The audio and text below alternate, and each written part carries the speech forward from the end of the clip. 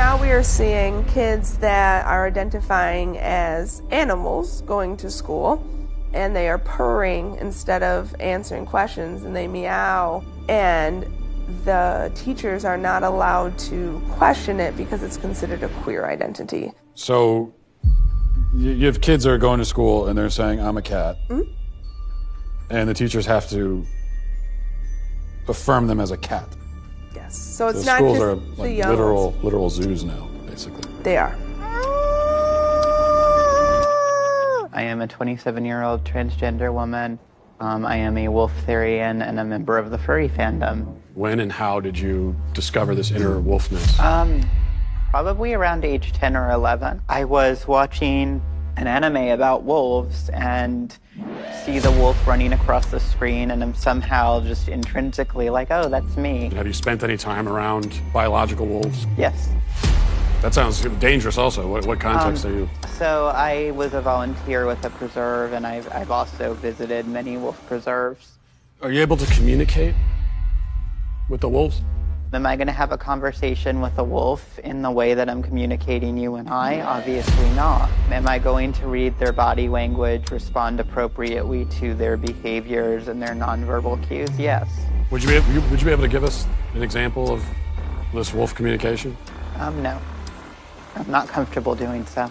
Okay, all right. How exactly have these ideas become so pervasive? We need to acknowledge that there are powerful lobby groups, powerful cultural and political lobby groups driving this thing. Hollywood is pressing LGBTQ plus matters in so many movies. We're seeing it in the way Amazon sets up its algorithms. There are all kinds of factors in society that are pushing what would really be numerically a fairly minority interest into being one of the main political focal points of this generation. After my operation, I will be a woman. Why can't she just be a lesbian? Because she's not a lesbian, Mom. She's a boy. Because I was born in a girl's body. Can I ask you a question? Why don't you kiss me? The whole idea of social contagion, that there could be something in one's social environment that could play some role in somebody coming out identifying as trans, would you say that that is definitely part of your story? When I look back, I don't think I would have ever even considered seeing myself as a boy without these social aspects, especially if I hadn't joined these online communities.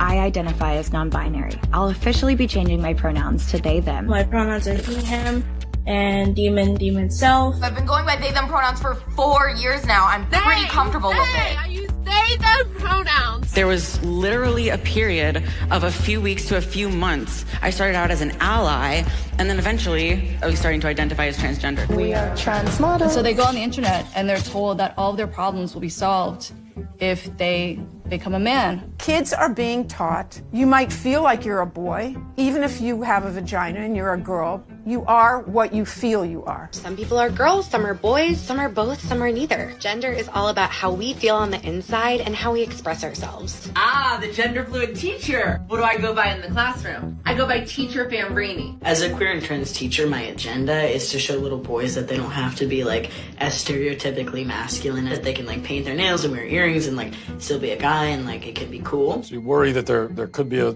sort of social contagion element of this? A teeny tiny bit, maybe.